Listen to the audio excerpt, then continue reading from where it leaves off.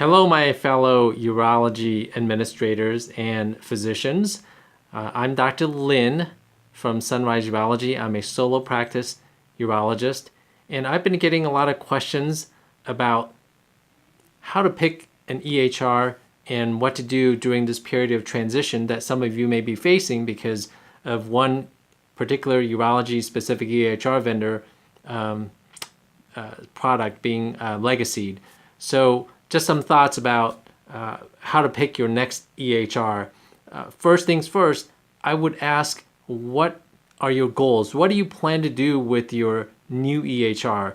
And that will be the first place that I would start. Is it to increase your revenue? Is it to increase patient satisfaction? Is it for MACRA or government program compliance so you don't get penalized? Start with the goal in mind first, and then reverse engineer and figure out, will the new EHR product satisfy your needs? So that'll be number one. And number two, it doesn't matter which EHR product that you pick.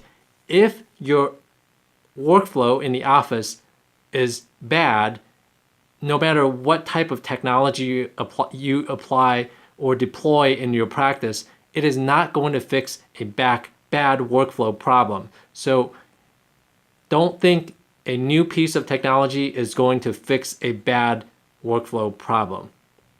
Number three, I think of EHR and a urology practice. I think that interaction is like a marriage. And except this time, the marriage comes with a prenup, which is your contract between you and the vendor. It is super important to get that prenup correct.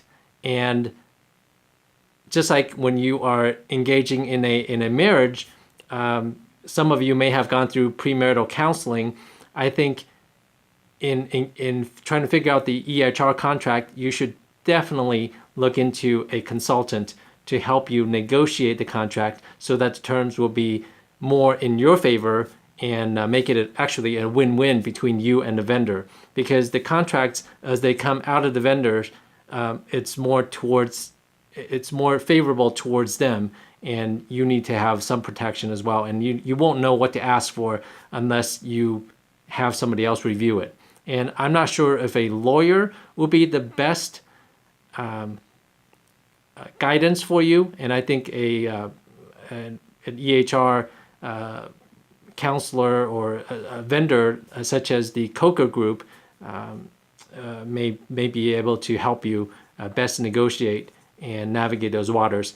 I personally used the Coker Group many years ago when I purchased my EHR product, and no, I'm not being paid by them to mention their name. I'm just sharing with you who I used.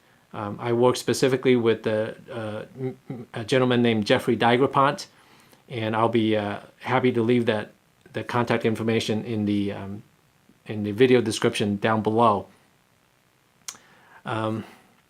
Number four, in picking an EHR product, it doesn't matter what you pick. If you pick a Ferrari or if you pick a Yugo, you need to train. You need to train not just your staff, but also your physicians need to be fully engaged in the training, or else you're just wasting money, pissing money down the drain, as they say.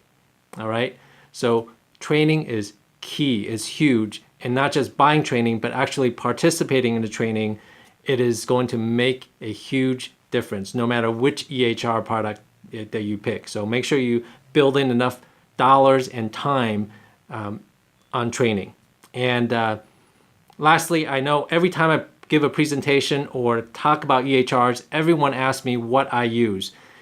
It works for me. This EHR product works for me. It may not work for you. The way that I deploy it works great in my practice, and it's allowed me to be extremely successful.